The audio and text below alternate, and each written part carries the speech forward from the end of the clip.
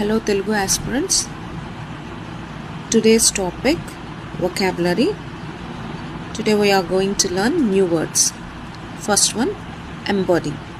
Embody అంటే ఒక భావన లేదా నాణ్యతను కలిగి ఉండడం లేదా చూపించడం. దీన్ని ఎగ్జాంపుల్తో చూద్దాం. షీ ఎంబాడీస్ కైండ్నెస్ అంటే ఆమె దయను కలిగి ఉంది.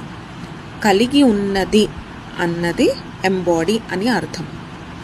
కంపాషన్, జాలి, దయ, కరుణ కలయికనే కంపాషన్ అని అంటారు. Next one, privileged.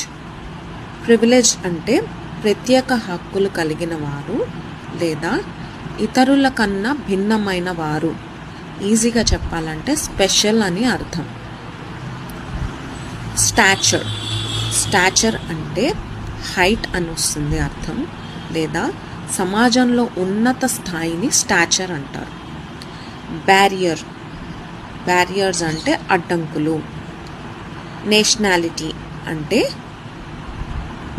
ఒక వ్యక్తి భారతదేశానికి చట్టపరంగా చెందినవాడు ఇంకా ఆ దేశ పౌరుడు అని అర్థం. అబాండన్ అంటే విడిచిపెట్టడం. గ్రాటిఫికేషన్ అంటే తృప్తి. హజార్డ్ అంటే ప్రమాదం, డేంజర్. మింగల్ అంటే కలిసిపోయే తనం, అంటే మింగిల్డ్ పర్సన్ అంటే కలిసిపోయే మనిషి అని అర్థం. ప్రొక్రాస్టినేషన్ వాయిదా వేయడం. ట్రేట్స్ లక్షణాలు. లిబర్టీ స్వేచ్ఛ.